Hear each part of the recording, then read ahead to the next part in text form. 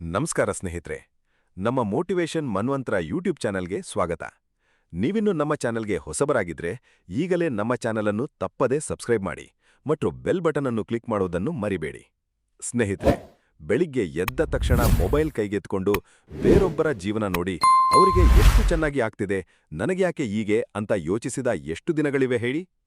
ಪಕ್ಕದ ಮನೆಯ ಹುಡುಗ ದೊಡ್ಡ ಕಂಪನಿಯಲ್ಲಿ ಕೆಲಸ ಸಿಕ್ತು ಅಂದ್ರೆ, ಕ್ಲಾಸ್ಮೇಟ್ ಬಿಸ್ನೆಸ್ನಲ್ಲಿ ಯಶಸ್ಸು ಕಂಡ ಅಂದ್ರೆ ಒಳಗೊಳಗೆ ಒಂದು ಬೇಸರ, ಒಂದು ಅಸೂಯೆ, ನನ್ನ ಅದೃಷ್ಟವೇ ಹೀಗೆ ಅನ್ನೋ ಭಾವನೆ ಮನಸ್ಸಲ್ಲಿ ಹುಟ್ಕೊಳ್ಳುತ್ತೆ.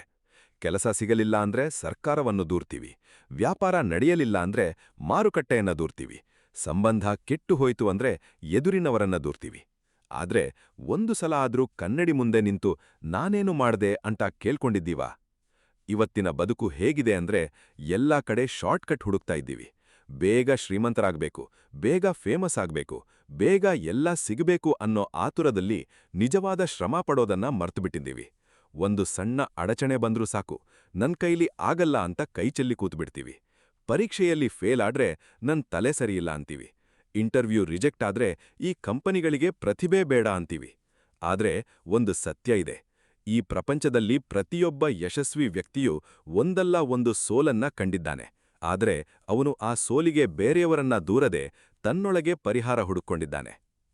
ಈಗಿನ ಕಾಲದ ಯುವಜನಾಂಗ ಒಂದು ವಿಚಿತ್ರ ಮಾನಸಿಕ ಸ್ಥಿತಿಯಲ್ಲಿ ಸಿಕ್ಕಿಬಿದ್ದಿದ್ದಾರೆ. ಎಲ್ಲರೂ ಇನ್ಸ್ಟಾಗ್ರಾಮ್, ಫೇಸ್ಬುಕ್ನಲ್ಲಿ ಬೇರೆಯವರ ಹೈಲೈಟ್ಸ್ ನೋಡಿ ತಮ್ಮ ಬಿಹೈಂಡ್ ದ ಸೀನ್ಸ್ ಜೊತೆ ಹೋಲಿಸಿಕೊಂಡು ಕುಗ್ಗಿ ಹೋಗ್ತಾರೆ. ಆದ್ರೆ ಸ್ನೇಹಿತರೆ, ಆ ಫೋಟೋ ಹಿಂದೆ ಎಷ್ಟು ಶ್ರಮ, ಎಷ್ಟು ರಾತ್ರಿಗಳ ನಿದ್ದೆಗೆಡುವಿಕೆ, ಎಷ್ಟು ಸೋಲುಗಳಿವೆ ಅಂತ ನಮಗೆ ಗೊತ್ತಿಲ್ಲ. ನಾವು ನೋಡ್ತಿರೋದು ಫಲಿತಾಂಶ ಮಾತ್ರ, ಅದರ ಹಿಂದಿನ ಪ್ರಯಾಣ ಅಲ್ಲ. ಇವತ್ತು ನಾವು ಮಾತಾಡಬೇಕಾಗಿರೋದು ಇದೇ ವಿಷಯದ ಬಗ್ಗೆ. ನಿನ್ನ ಬದುಕು ನಿನ್ನ ಕೈಯಲ್ಲಿದೆ, ಯಶಸ್ಸಿಗೆ ಕಾರಣ ನೀನೇ. ಈ ಮಾತು ಕೇಳಲು ಸರಳವಾಗಿ ಕಾಣಿಸುತ್ತೆ, ಆದರೆ ಇದರ ಆಳ ಅಪಾರವಾಗಿದೆ. ನಮ್ಮ ಪುರಾಣಗಳಲ್ಲಿ, ಭಗವದ್ಗೀತೆಯಲ್ಲಿ ಶ್ರೀಕೃಷ್ಣ ಪರಮಾತ್ಮ ಸ್ವತಃ ಅರ್ಜುನನಿಗೆ ಇದೇ ಸತ್ಯವನ್ನ ಬೋಧಿಸಿದ್ದಾನೆ. ಉದ್ಧರೇದಾತ್ಮನಾತ್ಮಾನಂ ಅಂದ್ರೆ ಮನುಷ್ಯ ತನ್ನನ್ನು ತಾನೇ ಉದ್ಧರಿಸಿಕೊಳ್ಬೇಕು, ತನ್ನನ್ನು ತಾನೇ ಕುಗ್ಗಿಸಿಕೊಳ್ಬಾರದು ಅಂತ ಗೀತೆ ಹೇಳುತ್ತೆ. ಇದೇ ಸಂದೇಶವನ್ನ ನಾವು ಇವತ್ತಿನ ಸಂಚಿಕೆಯಲ್ಲಿ ಆಳವಾಗಿ ಅರ್ಥ ಮಾಡಿಕೊಳ್ಳೋಣ. ಜೀವನದಲ್ಲಿ ಎಷ್ಟೋ ಜನ ಅದೃಷ್ಟದ ಮೇಲೆ ನಂಬಿಕೆ ಇಟ್ಟುಕೊಂಡು ಕೈಕಟ್ಟಿ ಕೂರ್ತಾರೆ. ಆಗುವಂತಿದ್ರೆ ತಾನಾಗಿ ಆಗುತ್ತೆ ಅಂತ ಸುಮ್ಮನೆ ಕಾಯ್ತಾ ಇರ್ತಾರೆ. ಆದರೆ ಜೀವನ ಎಂದಿಗೂ ಹೀಗೆ ಕಾಯ್ತಾ ಕೂತವರಿಗೆ ಫಲ ಕೊಡಲ್ಲ. ಅದು ಎದ್ದು ನಿಂತು, ಪ್ರಯತ್ನಪಟ್ಟು, ಪದೇ ಪದೇ ಬಿದ್ದರೂ ಮತ್ತೆ ಎದ್ದು ನಡೆದವರಿಗೆ ಮಾತ್ರ ಫಲ ಕೊಡುತ್ತೆ. ಇದನ್ನ ಅರ್ಥ ಮಾಡಿಕೊಳ್ಳೋಕೆ ನಾವು ಒಂದು ಕಥೆಯ ಮೂಲಕ ಹೊರಡೋಣ ಮತ್ತು ಶ್ರೀಕೃಷ್ಣನ ಜೀವನದ ಪ್ರಸಂಗಗಳಿಂದ ಪಾಠ ಕಲಿಯೋಣ. ಮನುಷ್ಯನ ಜೀವನದಲ್ಲಿ ಅತೀ ದೊಡ್ಡ ಶತ್ರು ಯಾರ್ಗೊತ್ತಾ? ಅದು ಬೇರೆ ಯಾರೂ ಅಲ್ಲ, ಅವನ ಸ್ವಂತ ಮನಸ್ಸು. ಈ ಮನಸ್ಸು ಪ್ರತಿ ಸಣ್ಣ ಸೋಲಿಗೂ ನೆಪಗಳನ್ನ ಹುಡುಕಿಕೊಡುತ್ತೆ. ಇವತ್ತು ಸಮಯ ಸರಿಯಿಲ್ಲ, ನಾಳೆ ಮಾಡೋಣ. ನನ್ನ ಹಿನ್ನೆಲೆ ಚೆನ್ನಾಗಿಲ್ಲ, ನನಗೆ ಸಂಪರ್ಕಗಳಿಲ್ಲ, ನನ್ನ ಕುಟುಂಬ ಬೆಂಬಲಿಸಲ್ಲ. ಈ ರೀತಿಯ ಸಾವಿರಾರು ನೆಪಗಳ ಪಟ್ಟಿ ನಮ್ಮ ಮನಸ್ಸಿನಲ್ಲಿ ಸದಾ ಸಿದ್ಧವಾಗಿರುತ್ತೆ. ಆದ್ರೆ ಈ ನೆಪಗಳ ಹಿಂದೆ ಅಡಗಿರೋ ನಿಜ ಸತ್ಯ ಏನಪ್ಪಾ ಅಂದ್ರೆ, ನಾವು ಜವಾಬ್ದಾರಿಯಿಂದ ತಪ್ಪಿಸ್ಕೊಳ್ಬೇಕು ಅಂತ ಬಯಸ್ತೀವಿ. ಜವಾಬ್ದಾರಿ ತೆಗೆದುಕೊಳ್ಳೋದು ಕಷ್ಟದ ಕೆಲಸ, ಆದ್ರೆ ಅದೇ ಯಶಸ್ಸಿನ ಮೊದಲ ಮೆಟ್ಟಿಲು. ಒಮ್ಮೆ ಯೋಚಿಸ್ನೋಡಿ, ಒಂದು ಬೀಜ ಮಣ್ಣಿನೊಳಗೆ ಹೂತು ಹೋದಾಗ ಅದು ಕತ್ತಲಲ್ಲಿ, ಒತ್ತಡದಲ್ಲಿ, ನೀರಿಲ್ಲದೆ ಒಂಟಿಯಾಗಿ ಇರುತ್ತೆ. ಆದ್ರೆ ಅದೇ ಬೀಜ ಆ ಕತ್ತಲಲ್ಲೇ ಬೆಳೆಯೋಕೆ ಶುರುಮಾಡಿ ಮಣ್ಣನ್ನ ಸೀಳಿಕೊಂಡು ಮೇಲಕ್ಕೆ ಬಂದು ಸೂರ್ಯನ ಬೆಳಕು ಕಂಡಾಗ ಮರವಾಗಿ ಬೆಳೆಯುತ್ತದೆ. ಆ ಬೀಜಕ್ಕೆ ಯಾರೂ ಬಂದು ಸಹಾಯ ಮಾಡಲಿಲ್ಲ, ಅದೇ ಸ್ವತಃ ಪ್ರಯತ್ನಪಟ್ಟು ಮೇಲಕ್ಕೆ ಬಂತು. ಮನುಷ್ಯನ ಜೀವನವೂ ಇದೇ ರೀತಿ. ಕಷ್ಟದ ಸಮಯ ಬಂದಾಗ ನಾವು ಒಂಟಿಯಾಗಿದ್ದೀವಿ ಅಂತ ಅನಿಸಬಹುದು, ಆದರೆ ಆ ಒಂಟಿತನದಲ್ಲೇ ನಮ್ಮ ನಿಜವಾದ ಶಕ್ತಿ ಜನ್ಮ ತಾಳ್ತದೆ. ಪ್ರಪಂಚದ ಇತಿಹಾಸ ನೋಡಿದ್ರೆ ಪ್ರತಿಯೊಬ್ಬ ಮಹಾನ್ ವ್ಯಕ್ತಿಯೂ ಸಾವಿರಾರು ಸೋಲುಗಳ ಮೂಲಕ ಹಾದು ಹೋಗಿದ್ದಾನೆ. ಆದ್ರೆ ಅವರೆಲ್ಲರೂ ಒಂದು ವಿಷಯದಲ್ಲಿ ಒಂದೇ ರೀತಿ ಇದ್ರು. ಅವರು ತಮ್ಮ ಸೋಲಿನ ಜವಾಬ್ದಾರಿಯನ್ನ ತಾವೇ ತೆಗೆದುಕೊಂಡ್ರು. ಆ ಸೋಲಿಂದ ಪಾಠ ಕಲಿತು ಮತ್ತೆ ಎದ್ದು ನಿಂತರು.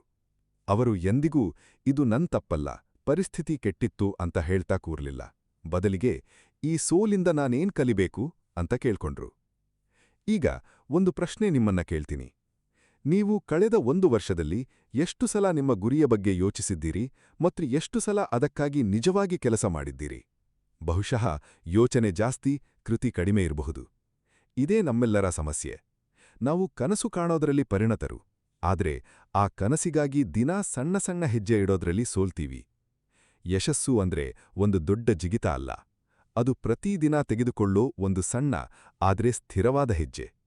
ನಮ್ಮ ಸಂಸ್ಕೃತಿಯಲ್ಲಿ ಒಂದು ಮಾತಿದ, ಕರ್ಮಣ್ಯೇವಾಧಿಕಾರಸ್ತೆ ಮಾ ಫಲೇಷು ಕದಾಚನ. ಅಂದ್ರೆ ನಿನಗೆ ಕರ್ಮದಲ್ಲಿ ಮಾತ್ರ ಅಧಿಕಾರ, ಫಲದಲ್ಲಲ್ಲ. ಈ ಮಾತಿನ ಆಳ ಅರ್ಥ ಏನಪ್ಪಾ ಅಂದ್ರೆ, ನಾವು ಫಲಿತಾಂಶದ ಬಗ್ಗೆ ಚಿಂತೆ ಮಾಡ್ತಾ ಕರ್ಮವನ್ನೇ ಮರೆತುಬಿಡ್ತೀವಿ. ಆದ್ರೆ ಫಲಿತಾಂಶ ನಮ್ಮ ಕೈಯಲ್ಲಿಲ್ಲ.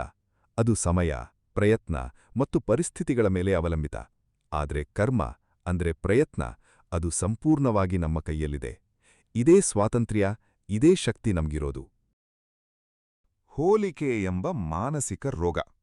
ಈ ಹೋಲಿಕೆ ಎಂಬುದು ನಮ್ಮ ಮನಸ್ಸಿನ ಶಾಂತಿಯನ್ನ ಕದಿಯುವ ಅತಿ ದೊಡ್ಡ ಕಳ್ಳ.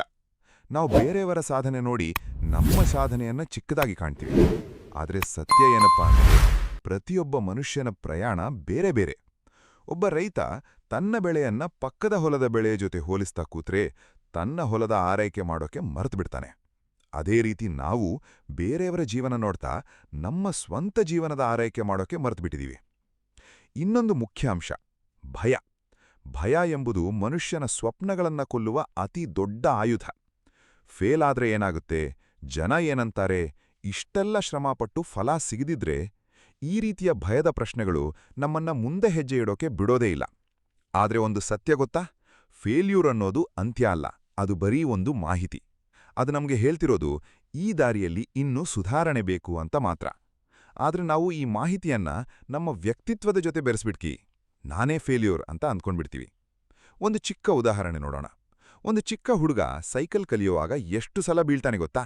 ಆದ್ರೂ ಅವನು ಒಂದೇ ಸಲ ಬಿದ್ದು ಬಿಟ್ಬಿಡಲ್ಲ. ನನಗೆ ಸೈಕಲ್ ಬರೋಲ್ಲ ಅಂತ ಅಂದ್ಕೊಳ್ಳಲ್ಲ. ಅವನು ಮತ್ತೆ ಮತ್ತೆ ಎದ್ದು ಮತ್ತೆ ಪ್ರಯತ್ನ ಪಡ್ತಾನೆ. ಕೊನೆಗೊಂದು ದಿನ ಸಲೀಸಾಗಿ ಸೈಕಲ್ ಓಡಿಸ್ತಾನೆ. ಈ ಸರಳ ಸತ್ಯವನ್ನ ನಾವು ದೊಡ್ಡವರಾದ ಮೇಲೆ ಮರೆತುಬಿಡ್ತೀವಿ. ಬಾಲ್ಯದಲ್ಲಿ ನಮಗಿದ್ದ ಆ ಧೈರ್ಯ, ಆ ಬೀಳುವಿಕೆಗೆ ಹೆದರದ ಮನೋಭಾವ ಎಲ್ಲೋ ಕಳೆದುಹೋಗಿ ಅದರ ಬದಲಿಗೆ ಜನ ಏನಂತಾರೆ ಅನ್ನೋ ಭಯ ಆವರಿಸಿಬಿಟ್ಟಿದೆ. ಸ್ನೇಹಿತರೆ, ಯಶಸ್ಸಿಗೆ ಇನ್ನೊಂದು ಮುಖ್ಯ ಅಡಚಣೆ ಅಂದ್ರೆ ಸ್ಥಿರತೆಯ ಕೊರತೆ. ನಾವೊಂದು ಗುರಿ ಇತ್ಕೊಂಡು ಒಂದೆರಡು ದಿನ ಶ್ರಮಪಟ್ಟು ಫಲ ಕಾಣದಿದ್ರೆ ಬೇಸತ್ತು ಬಿಟ್ಬಿಡ್ತೀವಿ. ಆದ್ರೆ ಜೀವನದ ಪ್ರತಿಯೊಂದು ದೊಡ್ಡ ಸಾಧನೆಯ ಹಿಂದೆ ವರ್ಷಗಟ್ಟಲೆ ಸ್ಥಿರವಾದ ಸಣ್ಣ ಸಣ್ಣ ಪ್ರಯತ್ನಗಳಿರ್ತವೆ. ಬಾಂಬೂ ಮರದ ಉದಾಹರಣೆ ಕೇಳಿದಿರಾ? ಬಾಂಬೂ ಬೀಜ ಬಿತ್ತಿದ ಮೇಲೆ 4 ವರ್ಷ ಅದು ಭೂಮಿಯ ಮೇಲೆ ಏನೂ ಕಾಣಿಸಲ್ಲ. ಆದ್ರೆ ಆ 4 ವರ್ಷ ಅದು ಭೂಮಿಯೊಳಗೆ ಬೇರುಗಳನ್ನ ಆಳಕ್ಕೆ ಬೆಳೆಸ್ತಾ ಇರುತ್ತೆ. 5ನೇ ವರ್ಷದಲ್ಲಿ ಆ ಬಾಂಬು ಕೇವಲ 6 ವಾರಗಳಲ್ಲಿ 80 ಅಡಿ ಎತ್ತರಕ್ಕೆ ಬೆಳೀತದೆ. ಆ ಬೆಳವಣಿಗೆ ಸಾಧ್ಯ ಆಗಿದ್ದು ಆ 4 ವರ್ಷದ ಅದೃಶ್ಯ ಶ್ರಮದಿಂದ. ನಮ್ಮ ಜೀವನವೂ ಹೀಗೆ ಇರುತ್ತೆ. ಫಲ ಕಾಣದಿದ್ರೂ ನಾವು ಬೇರುಗಳನ್ನ ಬೆಳೆಸ್ತಾ ಇರಬೇಕು. ಇನ್ನೊಂದು ಸತ್ಯ ಎಷ್ಟೋ ಜನಕ್ಕೆ ಗೊತ್ತಿಲ್ಲ. ಸಂಕಷ್ಟಗಳು ನಮ್ಮ ಶತ್ರುಗಳಲ್ಲ, ಅವು ನಮ್ಮ ಗುರುಗಳು. ಪ್ರತಿಯೊಂದು ಕಷ್ಟದ ಪರಿಸ್ಥಿತಿಯೂ ನಮಗೆ ಏನೋ ಒಂದು ಪಾಠ ಕಲಿಸೋಕೆ ಬರುತ್ತೆ. ಆದರೆ ನಾವು ಆ ಪಾಠವನ್ನ ಗ್ರಹಿಸೋ ಬದಲು ಆ ಪರಿಸ್ಥಿತಿಯ ಬಗ್ಗೆಯೇ ಗೊಣಗ್ತಾ ಇರ್ತೀವಿ. ಒಂದು ವ್ಯಾಪಾರದಲ್ಲಿ ನಷ್ಟ ಆಯಿತು ಅಂದ್ರೆ ಅದು ನಮಗೆ ಹಣಕಾಸು ನಿರ್ವಹಣೆಯ ಪಾಠ ಕಲಿಸೋಕೆ ಬಂದಿರುತ್ತೆ. ಸಂಬಂಧವೊಂದು ಮುರಿದುಬಿಟ್ಟು ಅಂದ್ರೆ ಅದು ನಮಗೆ ಆತ್ಮಗೌರವದ ಗಡಿರೇಖೆಯ ಪಾಠ ಕಲಿಸೋಕೆ ಬಂದಿರುತ್ತೆ. ಆದರೆ ಆ ಪಾಠ ಕಲಿಯೋ ಬದಲು ನಾವು ಆ ಘಟನೆಯನ್ನ ದೂರುತ್ತಾ ನೋವಿನಲ್ಲೇ ಮುಳುಗಿ ಕೂರ್ತೀವಿ. ಜೀವನ ಅನ್ನೋದು ಒಂದು ಶಾಲೆ ಇದ್ದಂಗೆ ಸ್ನೇಹಿತರೆ. ಈ ಶಾಲೆಯಲ್ಲಿ ಪಾಠ ಮೊದಲು ಬರುತ್ತೆ, ಪರೀಕ್ಷೆ ಆಮೇಲೆ ಬರುತ್ತೆ ಅಂತ ಅಂದ್ಕೊಂಡಿದ್ದೀವಿ. ಆದರೆ ಜೀವನದ ಶಾಲೆಯಲ್ಲಿ ಪರೀಕ್ಷೆ ಮೊದಲು ಬರುತ್ತೆ, ಪಾಠ ಆಮೇಲೆ ಬರುತ್ತೆ. ಅದಕ್ಕೆ ಪ್ರತಿ ಕಷ್ಟದ ಪರಿಸ್ಥಿತಿಯನ್ನ ಎದುರಿಸಿದ ಮೇಲೆಯೇ ನಮಗೆ ಜೀವನದ ಆಳವಾದ ಪಾಠಗಳು ಅರ್ಥವಾಗೋದು. ಆದರೆ ಆ ಪರೀಕ್ಷೆಯ ಸಮಯದಲ್ಲಿ ನಾವು ಅಸಹನೆಗೊಂಡು ಪ್ರಪಂಚದ ಮೇಲೆ, ದೇವರ ಮೇಲೆ, ಅದೃಷ್ಟದ ಮೇಲೆ ಸಿಟ್ಟಾಗ್ತೀವಿ. ಇನ್ನೊಂದು ಮುಖ್ಯ ಸಂಗತಿ, ಆತ್ಮವಿಶ್ವಾಸ ಮತ್ತು ಅಹಂಕಾರದ ನಡುವಿನ ವ್ಯತ್ಯಾಸ ಅರ್ಥ ಮಾಡ್ಕೊಳ್ಳೋಣ. ಆತ್ಮವಿಶ್ವಾಸ ಅಂದ್ರೆ ನಾನು ಪ್ರಯತ್ನ ಪಟ್ರೆ ಸಾಧ್ಯ ಆಗತ್ತೆ ಅನ್ನೋ ನಂಬಿಕೆ. ಅಹಂಕಾರ ಅಂದ್ರೆ ನಾನೊಬ್ಬನೇ ಎಲ್ಲ ಮಾಡ್ತೀನಿ, ಬೇರೆಯವರ ಸಹಾಯ ಬೇಡ ಅನ್ನೋ ಭ್ರಮೆ. ನಿಜವಾದ ಆತ್ಮವಿಶ್ವಾಸ ಹೊಂದಿರುವ ಮನುಷ್ಯ ತನ್ನ ಪ್ರಯತ್ನದ ಮೇಲೆ ನಂಬಿಕೆ ಇಟ್ಕೊಂಡು ಜೊತೆಗೆ ಬೇರೆಯವರ ಸಲಹೆ ಸಹಾಯ ಸ್ವೀಕರಿಸೋಕೂ ಸಿದ್ಧನಾಗಿರ್ತಾನೆ. ಯಶಸ್ಸಿಗೆ ಕಾರಣ ನಾವೇ ಅಂದ್ರೆ ಅದರರ್ಥ ನಾವು ಒಂಟಿಯಾಗಿ ಎಲ್ಲ ಮಾಡಬೇಕು ಅಂತಲ್ಲ. ಬದಲಿಗೆ ನಮ್ಮ ಪ್ರಯತ್ನ, ನಮ್ಮ ಮನೋಭಾವ, ನಮ್ಮ ನಿರ್ಧಾರಗಳೇ ನಮ್ಮ ಫಲಿತಾಂಶವನ್ನ ರೂಪಿಸುತ್ತವೆ ಅಂತ. ಈಗ ಒಂದು ಪ್ರಶ್ನೆ ಕೇಳ್ತೀನಿ. ನೀವು ಯಾವ ರೀತಿಯ ಬೀಜ ಬಿತ್ತಾ ಇದ್ದೀರಿ? ಪ್ರತಿ ಆಲೋಚನೆ, ಪ್ರತಿ ಮಾತು, ಪ್ರತಿ ಕ್ರಿಯೆ ಒಂದು ಬೀಜ ಇದ್ದಂಗೆ. ನಕಾರಾತ್ಮಕ ಆಲೋಚನೆಗಳ ಬೀಜ ಬಿತ್ತಿದ್ರೆ ನಿರಾಶೆಯ ಫಸಲು ಬರುತ್ತೆ. ಸಕಾರಾತ್ಮಕ ಪ್ರಯತ್ನಶೀಲ ಆಲೋಚನೆಗಳ ಬೀಜ ಬಿತ್ತಿದ್ರೆ ಯಶಸ್ಸಿನ ಫಸಲು ಬರುತ್ತೆ. ಇದೇ ಕರ್ಮ ಸಿದ್ಧಾಂತ. ನಾವು ಬಿತ್ತಿದ್ದನ್ನೇ ಕೊಯ್ಯುತ್ತೀವಿ. ಇದನ್ನ ಯಾರೂ ಬದಲಾಯಿಸೋಕ್ಕಾಗಲ್ಲ. ಇದು ಪ್ರಕೃತಿಯ ನಿಯಮ. ಸ್ನೇಹಿತರೆ, ಇನ್ನೊಂದು ಆಳವಾದ ಸತ್ಯ. ನಾವು ಬೇರೆಯವರನ್ನ ಬದಲಾಯಿಸೋಕ್ಕಾಗಲ್ಲ. ಪರಿಸ್ಥಿತಿಗಳನ್ನ ಸಂಪೂರ್ಣವಾಗಿ ನಿಯಂತ್ರಿಸೋಕ್ಕಾಗಲ್ಲ. ಆದರೆ ನಮ್ಮ ಪ್ರತಿಕ್ರಿಯೆಯನ್ನ, ನಮ್ಮ ಮನೋಭಾವವನ್ನ, ನಮ್ಮ ಪ್ರಯತ್ನವನ್ನ ಸಂಪೂರ್ಣವಾಗಿ ನಿಯಂತ್ರಿಸೋಕ್ಕಾಗುತ್ತೆ. ಇದೇ ನಮಗಿರೋ ನಿಜವಾದ ಶಕ್ತಿ. ಬಾಹ್ಯ ಪರಿಸ್ಥಿತಿಗಳ ಮೇಲೆ ನಮ್ಮ ನಿಯಂತ್ರಣ ಇಲ್ಲದಿದ್ರೂ ನಮ್ಮ ಆಂತರಿಕ ಪ್ರತಿಕ್ರಿಯೆಯ ಮೇಲೆ ನಮಗೆ ಸಂಪೂರ್ಣ ಅಧಿಕಾರ ಇದೆ. ನಮ್ಮ ಸುತ್ತಲಿನ ಜನರ ಪ್ರಭಾವ. ನಾವು ಯಾರ ಜೊತೆ ಹೆಚ್ಚು ಸಮಯ ಕಳಿತೀವೋ ಅವರ ಆಲೋಚನೆ, ಅವರ ಮನೋಭಾವ ನಿಧಾನವಾಗಿ ನಮ್ಮ ಮೇಲೂ ಪ್ರಭಾವ ಬೀರುತ್ತೆ. ಯಾವಾಗ್ಲೂ ದೂರೋ, ನಕಾರಾತ್ಮಕವಾಗಿ ಯೋಚಿಸೋ ಜನರ ಜೊತೆ ಇದ್ರೆ ನಾವು ಅದೇ ರೀತಿಯಾಗ್ತೀವಿ. ಆದ್ರೆ ಇಲ್ಲಿ ಒಂದು ಮುಖ್ಯ ವಿಷಯ. ಅಂತಿಮವಾಗಿ ಯಾವ ಪ್ರಭಾವ ಸ್ವೀಕರಿಸಬೇಕು, ಯಾವುದನ್ನ ತಿರಸ್ಕರಿಸಬೇಕು ಅನ್ನೋ ಆಯ್ಕೆ ನಮ್ಮದೇ. ಇಲ್ಲಿಯೂ ಜವಾಬ್ದಾರಿ ನಮ್ಮದೇ. ಒಂದು ಮುಖ್ಯ ಪ್ರಶ್ನೆ ಕೇಳ್ಕೊಳ್ಳಿ. ನಾನು ಇವತ್ತು ನಿನ್ನೆಗಿಂತ ಎಷ್ಟು ಉತ್ತಮನಾಗಿದ್ದೀನಿ? ಈ ಪ್ರಶ್ನೆ ಪ್ರತಿದಿನ ಕೇಳ್ಕೊಳ್ಳಕ್ಕೆ ಶುರು ಮಾಡಿದ್ರೆ ಬೇರೆಯವರ ಜೊತೆ ಹೋಲಿಕೆ ಮಾಡೋ ಅಗತ್ಯವೇ ಇರಲ್ಲ. ಯಾಕೆಂದ್ರೆ ನಿಜವಾದ ಸ್ಪರ್ಧೆ ಇರೋದು ನಿಮ್ಮ ಇಂದಿನ ನೀವು ಮತ್ತು ನಿನ್ನೆಯ ನಿಮ್ಮ ನಡುವೆ, ಬೇರೆ ಯಾರ ಜೊತೆಯೂ ಅಲ್ಲ. ಈ ಚಿಕ್ಕ ಬದಲಾವಣೆ ನಿಮ್ಮ ಜೀವನದ ದಿಕ್ಕನ್ನೇ ಬದಲಾಯಿಸಬಲ್ಲದು. ನಾವು ಒಂದು ವಿಷಯ ಸ್ಪಷ್ಟವಾಗಿ ಅರ್ಥ ಮಾಡ್ಕೊಳ್ಬೇಕು. ಯಶಸ್ಸು ಒಂದು ಘಟನೆಯಲ್ಲ, ಅದೊಂದು ಪ್ರಕ್ರಿಯೆ. ಒಂದೇ ದಿನದಲ್ಲಿ ಯಾರೂ ಯಶಸ್ವಿಯಾಗಲ್ಲ. ಪ್ರತಿದಿನ ಸ್ವಲ್ಪ ಸುಧಾರಣೆ, ಪ್ರತಿದಿನ ಸ್ವಲ್ಪ ಕಲಿಕೆ, ಪ್ರತಿದಿನ ಸ್ವಲ್ಪ ಪ್ರಯತ್ನ, ಇವೆಲ್ಲ ಸೇರಿ ವರ್ಷಗಳ ನಂತರ ದೊಡ್ಡ ಫಲಿತಾಂಶವಾಗಿ ಕಾಣಿಸ್ಕೊಳ್ಳುತ್ತೆ. ಆದರೆ ನಾವು ತಾಳ್ಮೆ ಕಳ್ಕೊಂಡು ಬೇಗ ಫಲ ಬಯಸಿ ಮಧ್ಯದಲ್ಲೇ ಬಿಟ್ಬಿಡ್ತೀವಿ. ಇನ್ನೊಂದು ಸತ್ಯ ಗಮನಿಸಿ. ನಮ್ಮ ಬದುಕಿನ ಪ್ರತಿಯೊಂದು ಕ್ಷಣದಲ್ಲೂ ನಮಗೆ 2 ದಾರಿಗಳಿರ್ತವೆ. ಒಂದು ಸುಲಭ ದಾರಿ, ಇನ್ನೊಂದು ಸರಿಯಾದ ದಾರಿ. ಸುಲಭ ದಾರಿ ಆರಾಮ್ ಕೊಡುತ್ತೆ, ಆದರೆ ಬೆಳವಣಿಗೆ ಕೊಡಲ್ಲ. ಸರಿಯಾದ ದಾರಿ ಕಷ್ಟ ಕೊಡುತ್ತೆ, ಆದರೆ ಅದೇ ನಮ್ಮನ್ನ ಬೆಳೆಸುತ್ತೆ. ಪ್ರತಿ ಬಾರಿ ನಾವು ಸುಲಭ ದಾರಿಯನ್ನ ಆರಿಸಿಕೊಂಡಾಗ ನಮ್ಮ ಸಾಮರ್ಥ್ಯ ಸ್ವಲ್ಪ ಕುಗ್ಗತ್ತೆ. ಪ್ರತಿ ಬಾರಿ ನಾವು ಕಷ್ಟದ ಸರಿಯಾದ ದಾರಿಯನ್ನ ಆರಿಸಿಕೊಂಡಾಗ ನಮ್ಮ ಸಾಮರ್ಥ್ಯ ಸ್ವಲ್ಪ ಬೆಳೆಯುತ್ತೆ.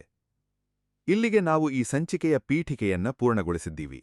ಈಗ ಈ ಎಲ್ಲಾ ಸಮಸ್ಯೆಗಳಿಗೆ ನೆಪು ಹೇಳೋದು, ಹೋಲಿಕೆ ಮಾಡ್ಕೊಳ್ಳೋದು, ಭಯಪಡೋದು, ತಾಳ್ಮೆ ಕಳ್ಕೊಳ್ಳೋದು, ಇವೆಲ್ಲದಕ್ಕೂ ಶ್ರೀಕೃಷ್ಣ ಪರಮಾತ್ಮ ಏನು ಪರಿಹಾರ ಕೊಟ್ಟಿದ್ದಾನೆ ಅಂತ ಪೌರಾಣಿಕ ಕಥೆಗಳ ಮೂಲಕ ತಿಳಿಯೋಣ. ಈ ಕಥೆಗಳು ಕೇವಲ ಕಥೆಗಳಲ್ಲ, ಅವು ನಮ್ಮ ಜೀವನಕ್ಕೆ ಅನ್ವಯವಾಗುವ ಆಳವಾದ ಸತ್ಯಗಳ ಸಂಕೇತಗಳು.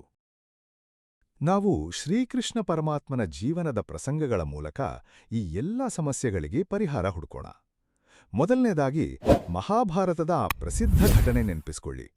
ಕುರುಕ್ಷೇತ್ರ ಯುದ್ಧಭೂಮಿಯಲ್ಲಿ ಅರ್ಜುನ ನಿಂತಿದ್ದಾನೆ. ಎದುರುಗಡೆ ತನ್ನದೇ ಬಂಧುಗಳು, ಗುರುಗಳು, ಸ್ನೇಹಿತರು ನಿಂತಿದ್ದಾರೆ. ಅರ್ಜುನನ ಕೈಯಲ್ಲಿದ್ದ ಗಾಂಡೀವ ಜಾರಿ ಬೀಳುತ್ತದೆ. ಕಾಲುಗಳು ನಡುತ್ತವೆ, ಮನಸ್ಸು ಸಂಪೂರ್ಣ ಕುಸಿದು ಹೋಗುತ್ತೆ. ಅವನು ಶ್ರೀಕೃಷ್ಣನಿಗೆ ಹೇಳ್ತಾನೆ, ನಾನು ಈ ಯುದ್ಧ ಮಾಡಲ್ಲ, ಇದೆಲ್ಲ ವ್ಯರ್ಥ, ನಾನು ಈ ಜವಾಬ್ದಾರಿಯಿಂದ ಓಡಿ ಹೋಗ್ತೀನಿ. ಇದು ನಿಖರವಾಗಿ ನಾವು ಇವತ್ತು ಮಾಡ್ತಿರೋ ಕೆಲ್ಸ. ಕಷ್ಟ ಬಂದಾಗ ಜವಾಬ್ದಾರಿಯಿಂದ ಓಡಿ ಹೋಗೋದು. ಆದ್ರೆ ಶ್ರೀಕೃಷ್ಣ ಅರ್ಜುನನ ಈ ಪಲಾಯನವಾದವನ್ನ ಒಪ್ಲಿಲ್ಲ. ಅವನು ಸ್ಪಷ್ಟವಾಗಿ ಹೇಳ್ತಾನೆ, ಎದ್ದೇಳು ಅರ್ಜುನ, ಈ ಕ್ಷೂದ್ರ ಹೃದಯ ದೌರ್ಬಲ್ಯವನ್ನ ತ್ಯಜಿಸು. ನಿನ್ನ ಕರ್ತವ್ಯ ನಿನ್ನ ಮುಂದಿಲೆ, ಅದನ್ನ ಮಾಡೋ ಜವಾಬ್ದಾರಿ ನಿನ್ನದೇ. ಗಮನಿಸಿ ಸ್ನೇಹಿತರೆ, ಶ್ರೀಕೃಷ್ಣ ಅರ್ಜುನನ ಬದಲಾಗಿ ಯುದ್ಧ ಮಾಡಿಕೊಡ್ಲಿಲ್ಲ. ಅವನು ಬರೀ ಸಾರಥಿಯಾಗಿ ನಿಂತ, ದಾರಿ ತೋರಿಸ್ತ, ಜ್ಞಾನ ಕೊಟ್ಟ. ಆದ್ರೆ ಬಿಲ್ಲೆತ್ಕೊಂಡು ಬಾಣ ಬಿಡೋ ಕೆಲಸ ಅರ್ಜುನನೇ ಮಾಡ್ಬೇಕಿತ್ತು. ಇದೇ ಜೀವನದ ಅತಿದೊಡ್ಡ ಪಾಠ. ದೇವರು ಕೂಡ ನಮ್ಮ ಪರವಾಗಿ ಪ್ರಯತ್ನ ಮಾಡಲ್ಲ, ಅವನು ಬರೀ ದಾರಿ ತೋರಿಸ್ತಾನೆ. ಆ ದಾರಿಯಲ್ಲಿ ನಡೆಯೋದು ನಮ್ಮ ಕೆಲಸ. ಇಲ್ಲಿ ಇನ್ನೊಂದು ಆಳವಾದ ವಿಷಯ ಗಮನಿಸಿ. ಅರ್ಜುನ ಆ ಸಮಯದಲ್ಲಿ ನೆಪಗಳ ಸಾಗರವನ್ನೇ ಸೃಷ್ಟಿಸ್ಬಿಟ್ಟಿದ್ದ. ಇವರೆಲ್ಲ ನನ್ನವರು, ಈ ಯುದ್ಧದಲ್ಲಿ ಪಾಪ ಬರುತ್ತೆ, ರಾಜ್ಯ ಸಿಕ್ಕರೂ ಸುಖ ಇಲ್ಲ, ಇವೆಲ್ಲ ಬುದ್ಧಿವಂತಿಕೆಯ ಮಾತಿನ ಹಾಗೆ ಕೇಳಿಸ್ತವೆ. ಆದ್ರೆ ಶ್ರೀಕೃಷ್ಣ ಅವುಗಳ ಹಿಂದಿನ ನಿಜ ಕಾರಣ ಗುರ್ತಿಸ್ತಾನೆ. ಅದು ಭಯ ಮತ್ತು ಮೋಹ. ಅದೇ ರೀತಿ ನಾವೂ ಕೂಡ ನಮ್ಮ ಸೋಮಾರಿತನ, ನಮ್ಮ ಭಯವನ್ನ ಪ್ರಾಕ್ಟಿಕಲ್ಲಾಗಿ ಯೋಚಿಸ್ತಿದ್ದೀನಿ ಅಂತ ಬುದ್ಧಿವಂತಿಕೆಯ ಮುಸುಕು ಹಾಕಿ ಮರೆಮಾಡ್ತೀವಿ. ಶ್ರೀಕೃಷ್ಣ ಗೀತೆಯಲ್ಲಿ ಹೇಳಿದ ಮೊದಲ ಮಾತೇ ಇದು, ನಿನ್ನ ನೆಪಗಳ ಹಿಂದಿರೋ ನಿಜ ಕಾರಣ ಗುರುತಿಸು. ಇನ್ನೊಂದು ಪ್ರಸಂಗ ನೋಡೋಣ, ಏಕಲವ್ಯನ ಕಥೆ. ಏಕಲವ್ಯ ಒಬ್ಬ ನಿಷಾದ ಬಾಲಕ. ಅವನಿಗೆ ದ್ರೋಣಾಚಾರ್ಯರ ಬಳಿ ಬಿಲ್ವಿದ್ಯೆ ಕಲಿಯುವ ಅವಕಾಶ ಸಿಗಲಿಲ್ಲ. ಜಾತಿಯ ಕಾರಣಕ್ಕೆ ತಿರಸ್ಕೃತನಾದ. ಆದ್ರೆ ಏಕಲವ್ಯ ಇದನ್ನ ನೆಪವಾಗಿಟ್ಕೊಂಡು ಸುಮ್ಮನೆ ಕೂರ್ಲಿಲ್ಲ. ಅವನು ಕಾರಿಗೆ ಹೋಗಿ ದ್ರೋಣಾಚಾರ್ಯರ ಮಣ್ಣಿನ ಮೂರ್ತಿ ಮಾಡಿಕೊಂಡು ಸ್ವತಃ ತಾನೇ ಅಭ್ಯಾಸ ಮಾಡಿ ಪ್ರಪಂಚದ ಶ್ರೇಷ್ಠ ಬಿಲ್ಲುಗಾರರಲ್ಲಿ ಒಬ್ಬನಾದ. ಯಾವುದೇ ಗುರುಬೋಧನೆ ಇಲ್ಲದೆ ಬರೀ ತನ್ನ ದೃಢ ಸಂಕಲ್ಪ ಮತ್ತು ನಿರಂತರ ಅಭ್ಯಾಸದಿಂದ ಅವನು ಆ ಎತ್ತರಕ್ಕೇರಿದ. ಇದೇ ಸಂದೇಶ. ಪರಿಸ್ಥಿತಿ ನಮಗೆ ಎಷ್ಟೇ ಪ್ರತಿಕೂಲವಾಗಿದ್ರೂ ನಮ್ಮ ಸಂಕಲ್ಪ ದೃಢವಾಗಿದ್ರೆ ದಾರಿ ತಾನಾಗಿ ಸಿಗುತ್ತೆ. ಇನ್ನೊಂದು ಅತ್ಯಂತ ಹೃದಯಸ್ಪರ್ಶಿ ಕಥೆ ಸುದಾಮನದ್ದು. ಸುದಾಮ ಶ್ರೀಕೃಷ್ಣನ ಬಾಲ್ಯ ಸ್ನೇಹಿತ, ಆದ್ರೆ ಜೀವನದಲ್ಲಿ ಅತ್ಯಂತ ಬಡತನದಲ್ಲಿ ಬದುಕ್ತಿದ್ದ. ಮನೆಯಲ್ಲಿ ಒಂದು ಹೊತ್ತಿನ ಊಟಕ್ಕೂ ಕಷ್ಟ. ಮಕ್ಕಳು ಹಸಿವಿನಿಂದ ಅಳ್ತಿದ್ದರು.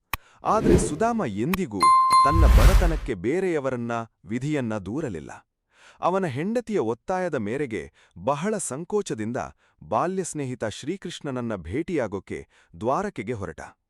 ಗಮನಿಸಬೇಕಾದ ವಿಷಯ ಏನಪ್ಪಾ ಅಂದ್ರೆ, ಸುದಾಮ ಶ್ರೀಕೃಷ್ಣನ ಬಳಿ ಹೋಗಿದ್ದು ಭಿಕ್ಷೆ ಬೇಡೋಕಲ್ಲ, ಬರೀ ಸ್ನೇಹಿತನನ್ನ ಭೇಟಿಯಾಗೋಕೆ. ಅವನ ಮನಸ್ಸಿನಲ್ಲಿ ಎಲ್ಲೋ ಆಸೆ ಇದ್ರೂ ಅವನು ಬಾಯಿಬಿಟ್ಟು ಏನೂ ಕೇಳಲಿಲ್ಲ. ಆದ್ರೆ ಶ್ರೀಕೃಷ್ಣ ಅವನ ಮನಸ್ಸಿನ ಸ್ಥಿತಿ ಅರ್ಥ ಮಾಡ್ಕೊಂಡ. ಸುದಾಮ ಮನೆಗೆ ವಾಪಸ್ ಬಂದಾಗ ತನ್ನ ಗುಡಿಸಿಲಿನ ಜಾಗದಲ್ಲಿ ಭವ್ಯ ಅರಮನೆ ಎದ್ದು ನಿಂತಿತ್ತು. ಆದ್ರೆ ಈ ಕಥೆಯ ನಿಜವಾದ ಸಂದೇಶ ಇರೋದು ಈ ಪವಾಡದಲ್ಲಲ್ಲ, ಬದಲಿಗೆ ಸುದಾಮನ ಮನೋಭಾವದಲ್ಲಿ.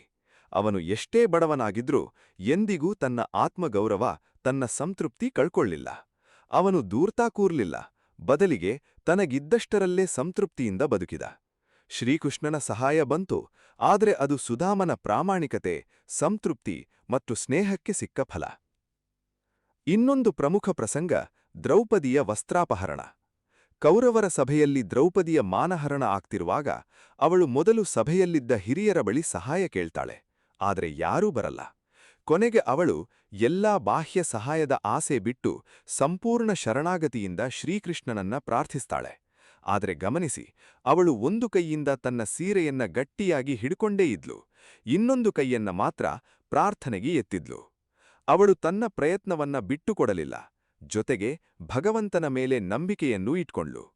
ಇದೇ ನಿಜವಾದ ಸಮತೋಲನ, ನಮ್ಮ ಪ್ರಯತ್ನ ಬಿಡದೆ ಜೊತೆಗೆ ಶ್ರದ್ಧೆಯನ್ನೂ ಇಟ್ಕೊಳ್ಳೋದು. ಈ ಕಥೆಗಳಿಂದ ನಮಗೆ ಗೊತ್ತಾಗೋ ಸತ್ಯ ಏನಪ್ಪಾ ಅಂದ್ರೆ, ಶ್ರೀಕೃಷ್ಣ ಎಂದಿಗೂ ಪ್ರಯತ್ನ ಪಡೆದವರಿಗೆ ಸಹಾಯ ಮಾಡ್ಲಿಲ್ಲ.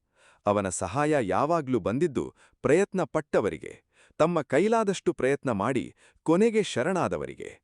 ಇದೇ ಗೀತೆಯ ಸಂದೇಶ. ಸ್ವಧರ್ಮೇ ನಿಧನಂ ಶ್ರೇಯಃ. ನಿನ್ನ ಕರ್ತವ್ಯದಲ್ಲಿ ಮರಣವೂ ಶ್ರೇಷ್ಠ, ಬೇರೆಯವರ ಕರ್ತವ್ಯ ಅನುಸರಿಸೋದು ಭಯಾನಕ. ಗೋವರ್ಧನಗಿರಿಯ ಕಥೆ. ಇಂದ್ರದೇವನ ಕೋಪದಿಂದ ಭಾರೀ ಮಳೆ ಸುರಿತಿರುವಾಗ ಗೋಕುಲದ ಜನರೆಲ್ಲ ಭಯಭೀತರಾಗಿ ಶ್ರೀಕೃಷ್ಣನ ಬಳಿ ಓಡಿಬಂದರು. ಶ್ರೀಕೃಷ್ಣ ಗೋವರ್ಧನ ಪರ್ವತವನ್ನ ತನ್ನ ಕಿರುಬೆರಳಿನ ಮೇಲೆ ಎತ್ತಿ ಹಿಡಿದ.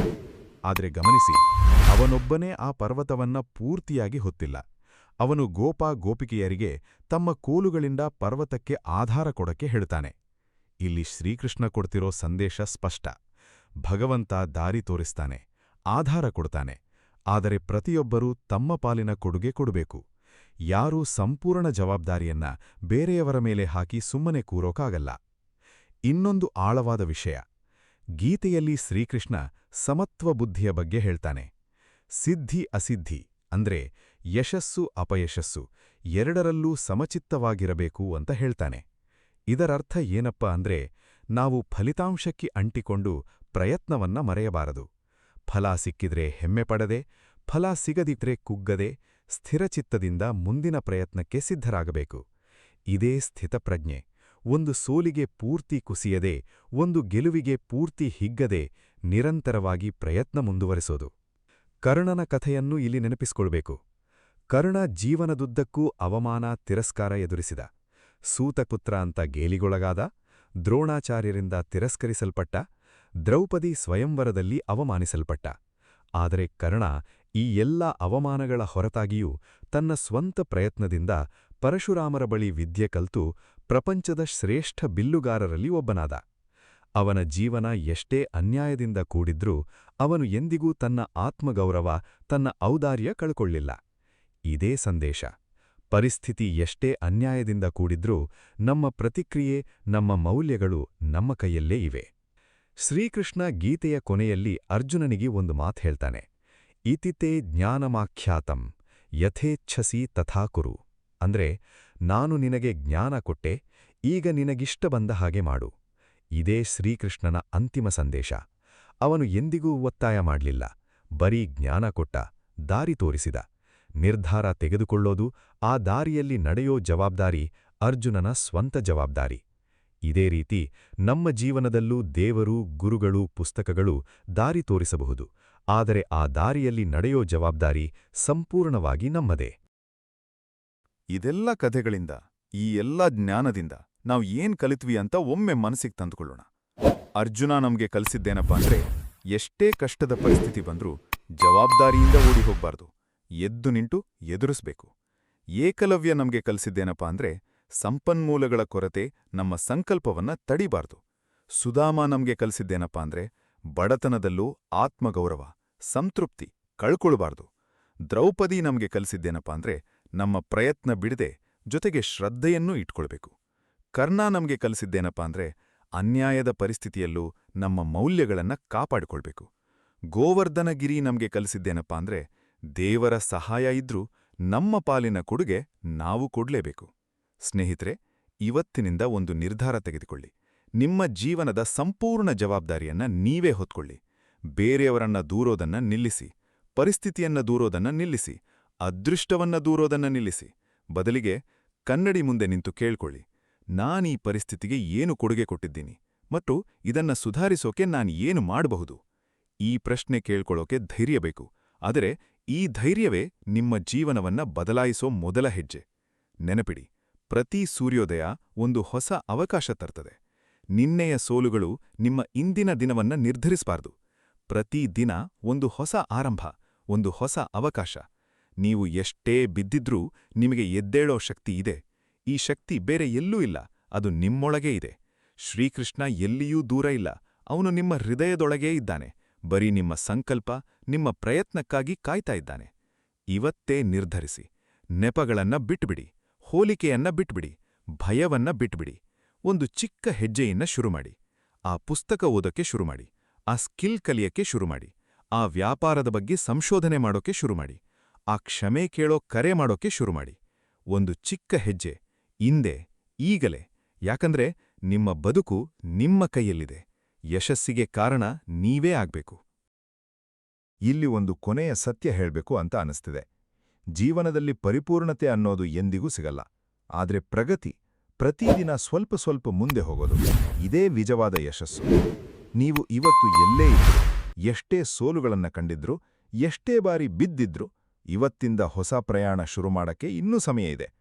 ವಯಸ್ಸು ಒಂದು ನೆಪ ಅಲ್ಲ, ಹಿನ್ನೆಲೆ ಒಂದು ನೆಪ ಅಲ್ಲ, ಹಿಂದಿನ ಸೋಲುಗಳು ಒಂದು ನೆಪ ಅಲ್ಲ. ಇವತ್ತೇ ಮೊದಲ ದಿನ, ಈ ಕ್ಷಣವೇ ಮೊದಲ ಕ್ಷಣ. ಭಗವದ್ಗೀತೆ ನಮಗೆ ಕಲಿಸೋ ಅತೀ ದೊಡ್ಡ ಪಾಠ ಏನಪ್ಪಾ ಅಂದ್ರೆ, ಆತ್ಮ ಎಂದಿಗೂ ನಾಶವಾಗಲ್ಲ. ಅದೇ ರೀತಿ ನಮ್ಮ ಆಂತರಿಕ ಶಕ್ತಿ, ನಮ್ಮ ಸಾಮರ್ಥ್ಯ ಕೂಡ ಎಂದಿಗೂ ನಾಶವಾಗಲ್ಲ. ಅದು ಸುಪ್ತವಾಗಿರಬಹುದು, ಆದ್ರೆ ಅದನ್ನ ಜಾಗೃತಗೊಳಿಸೋ ಶಕ್ತಿ ನಮ್ಮಲ್ಲೇ ಇದೆ. ನಿಮ್ಮೊಳಗೆ ಒಂದು ಅಗ್ನಿ ಇದೆ.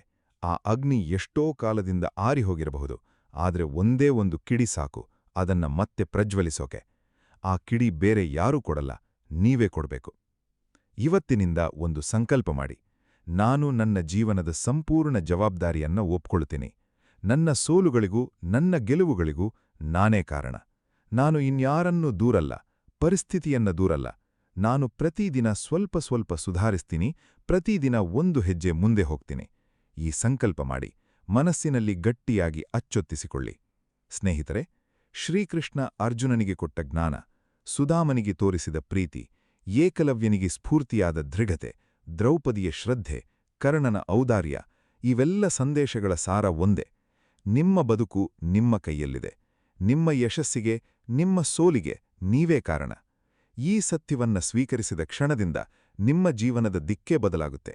ನಿಮ್ಮಲ್ಲಿ ಅಡಗಿರೋ ಆ ಶಕ್ತಿಯನ್ನ ಜಾಗೃತಗೊಳಿಸಿ, ಎದ್ದು ನಿಂತು, ಗಾಂಡೀವ ಎತ್ಕೊಂಡು ನಿಮ್ಮ ಜೀವನದ ಯುದ್ಧ ಭೂಮಿಗೆ ಪ್ರವೇಶಿಸಿ. ಗೆಲುವು ನಿಮ್ಮದೇ ಆಗುತ್ತೆ, ಯಾಕಂದ್ರೆ ಅದನ್ನ ಸೃಷ್ಟಿಸೋ ಶಕ್ತಿ ಸ್ವತಃ ನಿಮ್ಮಲ್ಲೇ ಇದೆ. ಇದಿಷ್ಟು ಈ ಸಂಚಿಕೆಯ ವಿಷಯವಾಗಿದೆ. ಈ ಸಂಚಿಕೆಯ ಅನಿಸಿಕೆ ಅಭಿಪ್ರಾಯಗಳನ್ನ ತಪ್ಪದೇ ನಮ್ಮೊಂದಿಗೆ ಹಂಚಿಕೊಳ್ಳಿ ಮತ್ತು ಲೈಕ್ ಮಾಡುವುದನ್ನು ಮರೆಯಬೇಡಿ. ಈ ಸಂಚಿಕೆ ನಿಮಗೆ ಇಷ್ಟವಾಗಿದ್ದಲ್ಲಿ ಹರೇ ಕೃಷ್ಣ ಎಂದು ಕಾಮೆಂಟ್ ಮಾಡಿ ಅಥವಾ ನಿಮ್ಮಿಷ್ಟದ ದೇವರ ಹೆಸರನ್ನು ಕಾಮೆಂಟ್ನಲ್ಲಿ ಬರೆಯಿರಿ. ಆ ಭಗವಂತನು ನಿಮ್ಮೆಲ್ಲರನ್ನೂ ಆಶೀರ್ವಾದಿಸಲಿ. ವಂದನೆಗಳು.